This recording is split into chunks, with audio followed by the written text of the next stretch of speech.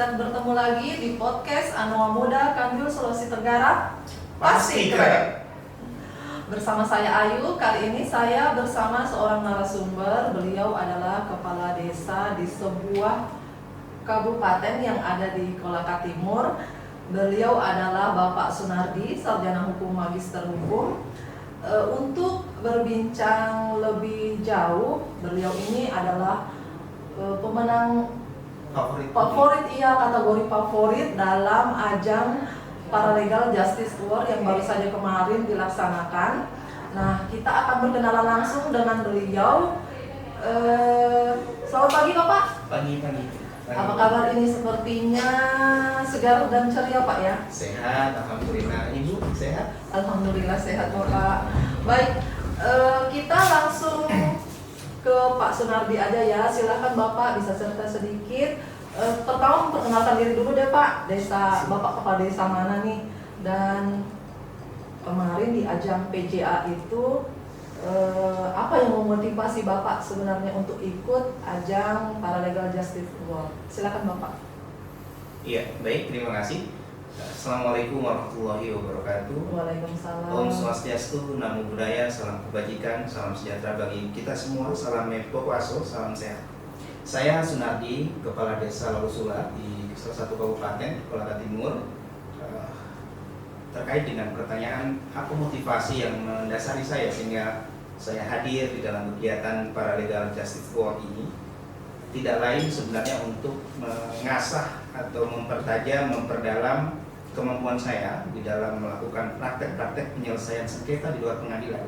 Karena saya sadar betul dengan banyaknya dinamika yang terjadi di pemerintahan desa, banyaknya sekian ribu masyarakat saya dengan pola pikir, latar belakang, pendidikan yang berbeda-beda, sehingga hal-hal yang mungkin saja tidak pernah saya bayangkan itu pasti akan terjadi. Nah, maka dalam kegiatan Paralegal Justice Award ini memotivasi saya bagaimana supaya saya bisa mengedukasi diri saya dengan mengikuti kegiatan-kegiatan seperti ini, karena ini luar biasa dimentori oleh Kemenkumham dan juga Mahkamah Agung, sehingga kita betul-betul ditempa, kita juga betul-betul dididik oleh kapasitas sumber daya manusia yang memang memadai, sehingga itu yang menyebabkan saya hadir di dalam Paralegal Justice Award. Wah, hebat sekali Pak ya. Bisa diceritakan sedikit nih Pak, proses dari awal sampai akhir mengikuti ajang Paralegal ini Pak? Ya. Dari awal Bapak mendaftar seperti itu. Baik, dari awalnya kemarin saya dihubungi dan diinventarisir terhadap persoalan-persoalan yang sudah kita selesaikan di tingkat desa. Lalu kemudian kami dibantu oleh Bu Linda untuk menganalisa terhadap suatu kasus yang hendak diangkat yang menarik. Sehingga kemarin kami memutuskan untuk mengangkat sebuah kasus yang hubungannya bukan hanya antar warga, tetapi berhubungan dengan dua institusi, yaitu PT Indomarko dan Polri, kepolisian. Dan itu mampu kita selesaikan lewat jalur non-litigasi tanpa harus memasuki meja hijau.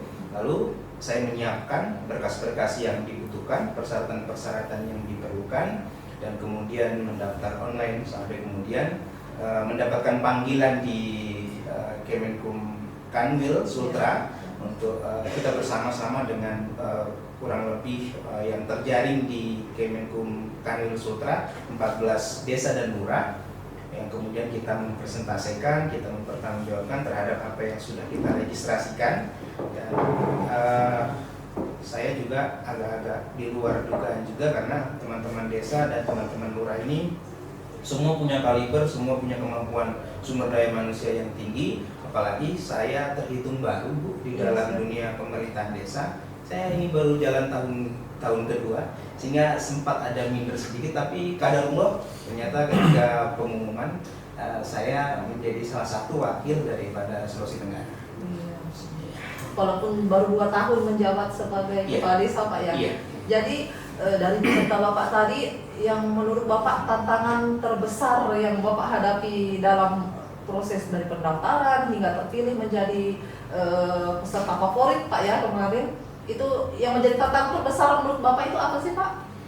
Sebenarnya tantangan paling berat itu saya harus mengadakan sesuatu yang sudah lewat, yang kadangkala ini teman-teman desa, teman-teman lurah, teman-teman paralegal mesti penting untuk kita mencatat bahwa harus ada pendokumentasian. Nah, kegiatan paralegal ini saya tidak pernah membayangkan bahwa ada kegiatan semacam ini, sehingga kami pada pokoknya di dalam penyelesaian sengketa itu selesai ya sudah, itu saja tujuannya, kita cuma selesai saja. Tetapi dengan paralegal justice work ini kita harus bisa mendokumentasikan dengan baik, sehingga tantangan terbesarnya adalah ketika saya harus mendokumentasikan suatu peristiwa yang sudah lampau, yang sudah lewat, yang tidak mungkin saya bisa menghadirkan pada waktu dan suasana kondisi yang persis dialami pada waktu itu. Iya benar. Ya, gitu. Pendokumentasian intinya Pak ya, sekarang yang Betul. pentingnya pendokumentasian, walaupun sudah berlalu di save aja gitu Pak ya, Iya, kalau betul. diperlukan nanti seperti Iya. itu. Baik, ini momen paling berharga nih Pak selama Bapak mengikuti ajang PJA ini, selama di Jakarta tuh ada momen yang membuat Bapak terngiang-ngiang seperti yang merasa Bapak, pokoknya yang Bapak membuat Bapak merasa sangat berharga gitu. Kenapa? Wih, saya senang loh hadir di tengah-tengah kepala desa seluruh Indonesia, atau seperti apa Pak? Iya, tentu kalau persoalan momen itu, saya ketika keputusan Kemenkumham itu keluar, saya baca ada nama saya di situ, saya langsung kayak press list saya merasa sangat bersyukur sekali hadir di tengah-tengah orang-orang pilihan.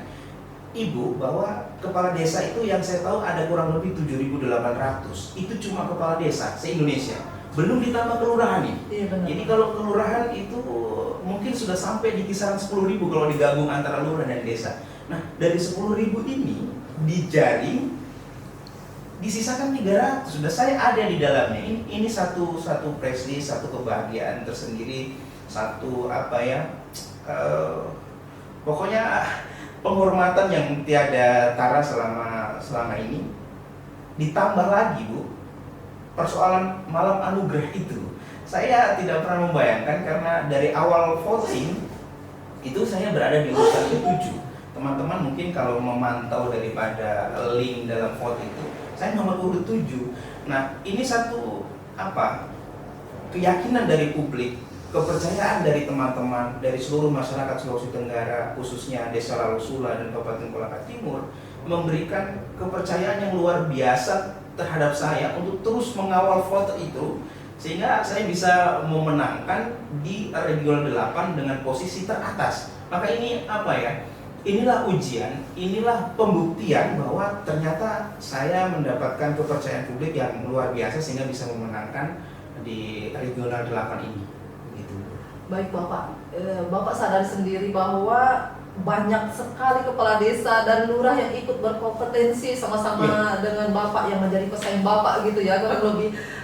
Bisa nggak dibagi kepada pemirsa nih tips dan triknya Bapak untuk menang? Nah, seperti apa itu yang Bapak lakukan sehingga bisa Bapak mendapatkan anugerah favorit nih Pak, kepala desa Lalosula Pak ya? Iya, Benar-benar jadi kepala desa favorit.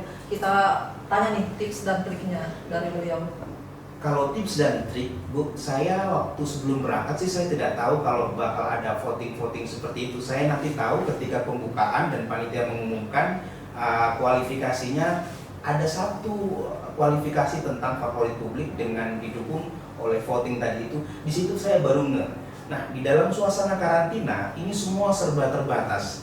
Maka seandainya mungkin tidak karantina, saya mungkin bisa banyak menelpon, bisa banyak menghubungi rekan dan teman-teman yang lain. Tetapi dipres dengan waktu di karantina, lalu digenjot juga bagaimana saya supaya bisa voting saya terus naik. Maka yang saya lakukan adalah saya mengaktifkan semua jaringan pada malam hari Bu. Jadi pada malam hari setelah selesai kelas, maka saya mengaktifkan semua jaringan, grup-grup yang saya miliki, komunitas-komunitas yang saya miliki, jaringan-jaringan yang saya miliki. Saya bercerita kepada salah satu teman yang juga heran melihat perkembangan voting saya. Dari urutan nomor 7 langsung naiknya bukan ke 5, ke 3, ke 2, ke 1, tapi langsung ke nomor 1, dan itu dipertahankan hingga closing. Saya waktu itu menelpon teman-teman, salah satunya teman-teman guru, kepala sekolah, teman-teman dari Pegadaian, dari BRI, dari perbankan yang ada, bahkan di pasar-pasar, mereka semua turut andil, bahkan di masyarakat saya, Bu, turut andil untuk bersama-sama memvoting. Satu HP cuma bisa satu kali. Nah, jaringan-jaringan ini yang saya aktifkan juga tidak kalah ketinggalan.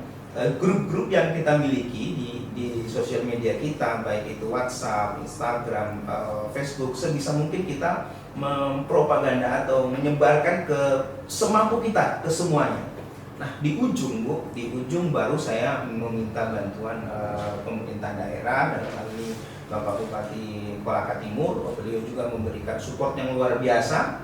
Sore menjelang penutupan, saya sempat berpikir, wah saya ini dikejar ini, karena selisih cuma 32 suara dari Gorontalo, atau yang jelas dari posisi kedua, selisih dengan saya cuma 32 suara. Sehingga waktu itu saya minta bantuan ke Pak Bupati. Kenapa saya minta, Bu? Karena ada peluang bahwa saya akan menang. Benar-benar. Karena sudah saya di posisi puncak. Seandainya posisi saya di 5 dan di 6, mungkin saya juga tidak mengkonfirmasi ke Pak Bupati untuk membantu saya. Tetapi posisi sudah di puncak, sehingga saya minta bantuan ke Pak Bupati. Posisi akhir saya itu di 901 yang dikunci oleh panitia.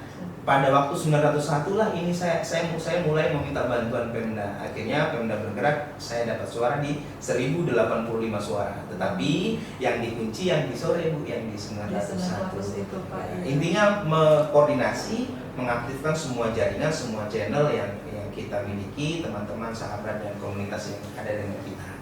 Cukup ketat persaingannya ternyata seluruh Indonesia. Nah, Bapak, selanjutnya ini saya mau tanya rencana ke depan Bapak setelah dinobatkan sebagai kepala desa favorit.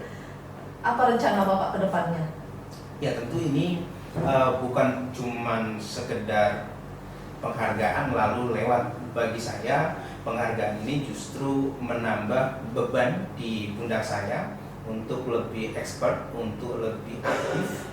Bahkan bukan hanya di desa-desa saya, kalau kita melihat edaran dari Kemenkumham dan regulasi yang ada hari ini yang mendorong upaya restorasi justice itu, maka ini mendorong saya untuk aktif, termasuk welcome dengan semua teman-teman kepala desa di wilayah khususnya Kabupaten Kolaka Timur untuk saling bahu-membahu membantu untuk bisa memberikan advokasi sehingga penyelesaian konflik tadi itu bisa diselesaikan di luar pengadilan.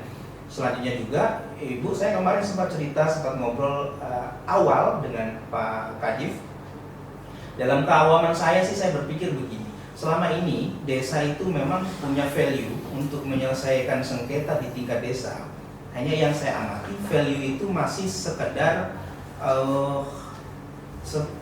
apa, kalau Pak Prabowo bilang omon-omon. Kenapa begitu? Karena kadangkala para pihak setelah kita damaikan itu ada juga tipe kaum masyarakat yang banyak itu yang tidak mematuhinya. Sehingga kemarin saya sempat koordinasi dengan Pak Kadif Yankum Kemenkum Kanwil Sultra. Saya katakan, kalau bisa Pak, kita juga disupport untuk bisa mendaftarkan akta Vandading dari kan sekarang kita sudah, kemarin kita dinobatkan oleh Pak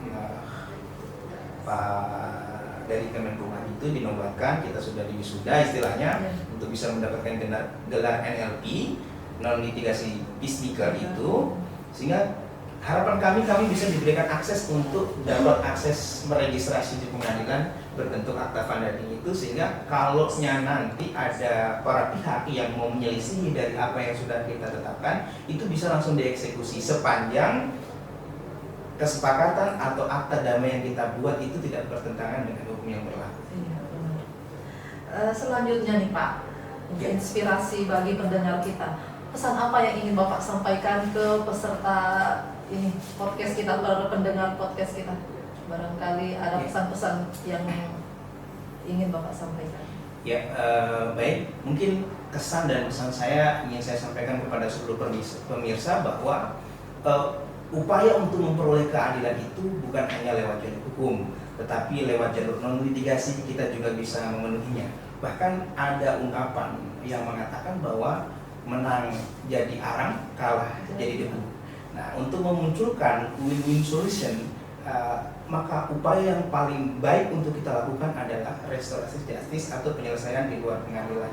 Selain itu juga secara psikologi kita bisa saling mendudukkan, kita bisa saling membicarakan tentang apa mau Anda dan apa mau kami dan apa mau kita semua. Sehingga saya berharap ini bisa disupport dan bisa didukung oleh semua lapisan masyarakat, sehingga mungkin besok atau di lain hari ada kasus hukum, ada persoalan yang merugikan Bapak, Ibu, dan pemirsa semuanya, untuk tidak terburu-buru melakukan upaya-upaya hukum, tetapi terlebih dulu datangi para legal, yaitu bisa kepala desa, bisa tokoh adat, atau pihak-pihak yang lain yang bisa memfasilitasi, menjembatani Bapak, Ibu, dan pemirsa semuanya untuk menyelesaikan di luar pengadilan. Iya.